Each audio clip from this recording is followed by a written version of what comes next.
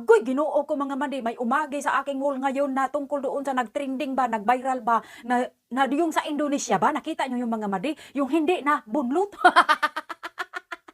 Oh, ang nabasa ko doon sa mga comments, sabi nila, ang gamot daw doon, pawikan. Kaya yung mahilig mga bitjan, oh, na may mga asawa, maghanap muna kayo ng pawikan doon sa Katunggan bago kayo gumawa ng kababalaghan. Pag hindi matanggal yan, ako napalibutan pa naman ng mga katauhan yung ano, yung hindi na bunlot ba. Kailangan talaga daw may susi.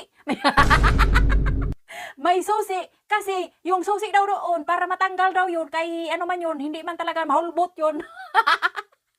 Kailangan talaga susi, susi talaga ang ano, ang susi daw doon, hindi susi ng pultahan ha, baka isipin nyo pultahan. Susi daw yun, maghanap daw kayo ng pawikan doon sa Katunggan. Oo, pag maghanap na kayo ng pawikan, o habulin nyo yung pawikan, higtan nyo yung tiil, tapos kuhanin nyo yung abdo. Yun daw yung susi ng nalalak na mga ganun nagkakabit-kabit.